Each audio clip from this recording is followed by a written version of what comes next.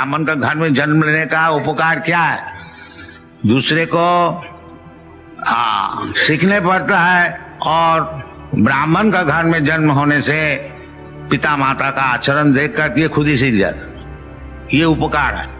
और ब्राह्मण का घर में जन्म हुआ और पिता माता का भी ब्राह्मण का आचार नहीं है, तो बालक कैसे सीखे? और उसको सिखाया भी नहीं जाता स्कूल कॉलेज में भी, तो ये पतन हो गया। तो पतन होने का बहुत कारण है, और एक कारण ये बता रहे हैं कि एकदा असौ, वो जो अजामिल ब्राह्मण कुमार एक दफे बनंग जात वन में गया था। ये एक दिन नहीं, ये ब्राह्मण का काम ही है जो वन में बगीचा में जा करके भगवान के लिए सब पुष्पादि संग्रह करे।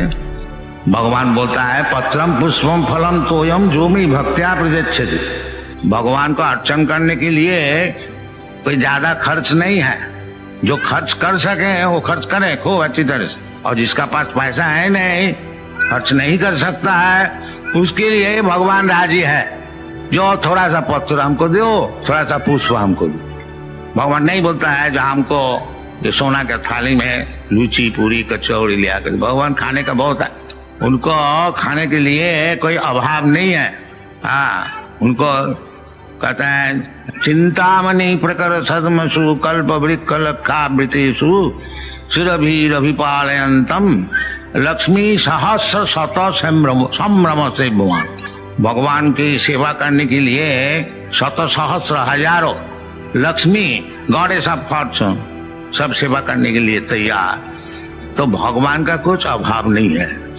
भगवान ये बम्बई में जुहू में आके बैठ गए हैं, जो बेचारी खाने को है ही नहीं, इधर आपसे मांगने को आया, ये बात नहीं है। बात यह है कृपा करके आए हैं कि आप लोग मन मना भव मद भक्त मध्याजी मांग नमस्कुरु, ये सुविधाएं आपको देने के लिए आए हैं। और आप लोग चाहते हैं ये मंदिर किसी तरह से नहीं बने, भगवान इधर बैठ नहीं सके, ये आपकी प्रतिज्ञा है। भगवान बेचारी आए हैं आपको सुविधा देने के लिए, और आप लोग कृतनिश्चय है कि इधर मंदिर को होने को नहीं देंगे।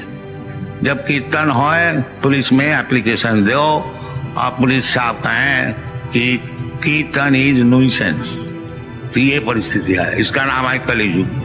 जो भगवान कहते हैं जदा जदा ही धर्मस्य ग्लानि भवति भारत तदात्मानं सृजामि हम। ये धर्म की ग्लानि जब होए तब हम खुद आते हैं कि हमारा कोई परम भक्त को भेजते हैं उनको उद्धार करने के लिए, और वो बेचारी आए भी तो आप लोग उसको बैठने को नहीं देंगे। ये परिस्थिति है। तो ये बालक ब्राह्मण का सब गुण वो सब लाभ किया था, परंतु एक दिन एकदा सो वन में जाता। वो वन में जाने का समय इसलिए वन में जाते हैं ना, पितृ संदेश के दिजा। पिताजी घर में बैठ के भगवान की अर्चना कर रहे हैं, और पिताजी आदेश दिया है बेटा ये सब फूल और घास और तृण ये सब ले आओ। ब्राह्मण है, उनका पास ज्यादा तो पैसा है नहीं, बाकी भगवान कहते हैं जो हमको पत्र पुष्प दो, पैसा है नहीं तो क्या हुआ, पत्र पुष्प तो कहीं भी मिल जाएगा, घर में भी मिल सकता है, घर का बाहर में भी मिल सकता है। ये कोई बात नहीं है जो लूची पूरी हलवा देने से ही भगवान संतुष्ट रहेंगे। नहीं, भगवान कहते हैं पत्रम पुष्पम फलम तोयम जोमी भक्त्या प्रयच्छति कद हम मस्नामि, मैं इसको ग्रहण करता हूँ, खाता हूँ। और भगवान आपका हाथ में एक दफे खा लिया तो फिर आपको क्या अभाव होगी? तब तो आप सबसे बड़ा आदमी हो गया। ये सब उदाहरण है जो भगवान एक दफे जिसका हाथ से खा लिया था उसको कभी दारिद्रता नहीं रहेगा। शास्त्र में बताते हैं। आजकल सब कोई हम लोग को पूछते हैं जी भगवत भजन करके क्या होगा, आदमी सब गरीब है और उसको पहले खाने को चाहिए, और हम लोग एडवर्टाइज करते हैं जिसको खाने के लिए कोई संस्थान नहीं है, पहनने का कपड़ा नहीं है और रहने का जगह नहीं है, आइए हमारा पास। हम बम्बई में और अच्छी तरह से मकान बना रहे हैं, सब आइए रहिए, बाकी कोई नहीं आता। हमको परदेश से आदमी लाने पड़ता है मंदिर चलाने के लिए, कोई आते नहीं। हाँ, ये बहुत खेद का बात है। जो भारतीय क्रिश्चियन है उसमें भारतीय कोई आता नहीं, वो मिल में जाता है, इधर नहीं आता। हाँ, तो हम लोग क्या करें? हम लोग तो खुशामदी कर रहे हैं, आइए इधर रहिए, इधर भगवान का प्रसाद खाइए और कीर्तन कीजिए और सब चीज आपको मिल जाएगा। भगवान खुद कहते हैं अनन्य चिंतयन्तं मांग जीजना पर्युपासते तेषां नित्याभियुक्तानां योगक्षेमं वहामि अहम्। यदि आप अनन्य चिंतन, केवल भगवान की चिंतन में नियुक्त रहे, अनन्य चिंतन जैसा ही कृष्ण कॉन्शियसनेस मूवमेंट जो हम लोग सिखाते हैं, अनन्य चिंतन सब समय 24 आवर्स 24 घंटा केवल भगवान का चिंतन और कोई चिंतन। जो कुछ काम किया जाए सब भगवान के लिए। इधर होता है एक्चुअली, आप लोग सब देखिए, हम लोग ऐसे नहीं है बैठ के रहते हैं सोते हैं, नहीं, हम लोग मंदिर मार्जन करते हैं, भगवान को सजाते हैं, भगवान को भोग लगाते हैं और भोग लगाने के लिए अच्छी तरह से रसोई करते हैं और रसोई के लिए चीज हम मांग के ले आते हैं और भगवान के लिए किताब लिखते हैं और किताब भी फिर छपाते हैं, प्रेस में जाते हैं, फिर इस तरह से अच्छी तरह से किताब छपा गया देखता है, फिर उसको बेचने के लिए कोशिश करते हैं। इसीलिए 24 घंटा हम लोग का एंगेजमेंट है, 24 आवर्स, एक मिनट भी समय नहीं है। इसका नाम है अनन्य चिंतन और कुछ चिंता नहीं है, केवल भगवान का विषय। जैसा साधारण व्यक्ति उस सब समय अपना घर गृहस्थी का चिंतन करते हैं, किस तरह से अपना गृहस्थी को पालन किया जाए, किस तरह से लड़का बच्चों को शिक्षण दिया जाए, किस तरह से रुपया उपार्जन किया जाए, ये जैसा उनका चिंतन है, हम लोग का भी ऐसी चिंतन है। बाकी भगवान के लिए, भगवान का मंदिर किस तरह से बनेगा, इतना क्यों लड़ाई हम लोग इधर करते हैं। हमारा 108 मंदिर है और एक अगर इधर नहीं हुआ तो 107 तो जरूर रह जाएगा, तो उसमें हमारा कुछ नुकसान नहीं है। बाकी हम लोग सोचते हैं जो ये भगवान का मंदिर बम्बई इतना बड़ा भारी शहर है, क्यों अच्छी तरह से नहीं बनाया जाए, ये हम लोग कहते हैं। बाकी बाधाएं देते हैं, नहीं तुमको नहीं देगा, तो बाधाएं देने होने दीजिए, बाकी हम लोग चिंतन नहीं छोड़ेंगे। हमारा चिंतन चलेगा, ये हमारा काम है। उसमें सफल होए और नहीं सफल होए वो चिंतन है नहीं। सफल होगा भगवान की इच्छा होगा तो इच्छा होगी तो सफल होगा, और नहीं होगा तो हमारे क्या, भगवान का काम भगवान को करने को नहीं दिया, तो उसमें हमारा कोई नुकसान नहीं है। तो ये इसका नाम है मन मना मम भक्त। ये इतना प्रयास कौन करेगा अगर भक्त नहीं हुआ? वो लोग छोड़ देगा, मतलब क्यों इतना झंझट में जाए। चलो जी, इतना टाइम तो कुछ शेयर मार्केट में स्पेकुलेशन करने से कुछ रुपया पैदा हो जाए, तो ये भक्त ही कर सकता है। मन मना भव मत भक्त, इसलिए भगवान कहते हैं भगवत भक्त, क्योंकि उसका चिंतन सब समय रहेगा और वही सबसे बड़ा योगी है जो भगवान का चिंतन किसी तरह से जेनो तेनो प्रकार, ये चैतन्य महाप्रभु का फिलोसॉफी है, किसी तरह से जेनो तेनो प्रकार मन कृष्ण निवेश, किसी तरह से मन जो है उसको भगवान का चरण में लगाएगी। ये Krishna consciousness philosophy.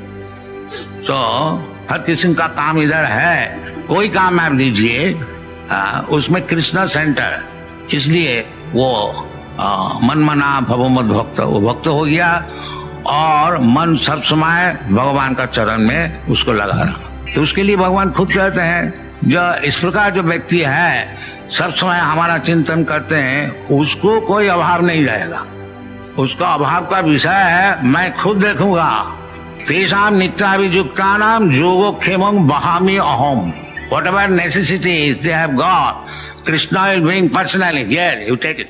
Jaya Jaya Shri Krishna Bhakti Data Jaya Abhaya Charanaaravinda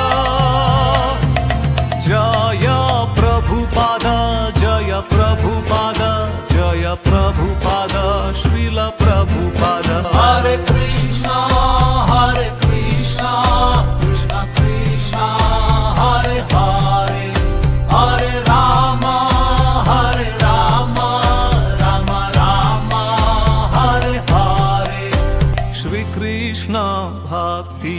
रहित आत्मीय घात कुरूप अज्ञान रूप अंधेरी नरकीय जगत स्वरूप कृपा सिंधु श्री गुरो श्री कृष्ण प्रेम थापीत जय प्रभुपाद जय प्रभुपाद जय प्रभुपाद श्रील प्रभुपाद जय गुरुदेव जय गुरुदेव जय गुरुदेव जय गुरुदेव श्री हरि नाम अमृत कलियुग अजर अमर मंगलमय उद्देश्य श्री गौरा स्वप्न साकार गाँव गाँव गली गली हरे कृष्ण नगारा जय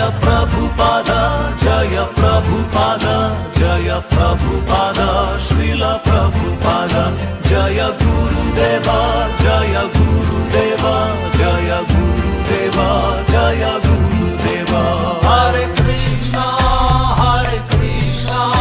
कृष्ण कृष्ण हरे हरे हरे राम राम राम हरे हरे श्रील भक्ति सिद्धांत दिव्य नजर खुला नरक द्वार मानवीय उग्र पापाचार श्री अभय द्वारा उद्धार श्री गुरो आज्ञा बार बार श्री कृष्ण नाम प्रचार जय प्रभुपाद जय प्रभुपाद जय प्रभुपाद श्रील प्रभुपाद निजी भाव रहित यथारूप शास्त्र सुगंध पाश्चात्य देश प्रीति भजन भस्मा भैमान दुर्गंध भोगा वृत्ति माधि विजय हरि प्रेम पूर्ण संबंध जय प्रभुपाद जय प्रभुपाद जय प्रभुपाद श्रील प्रभुपाद जय गुरुदेव जय गुरुदेव जय गुरुदेव जय गुरुदेव जय नाम संकीर्तन संस्कृति सर्व जगत मंगलम बहु जन्म कृत पापं विनश्यति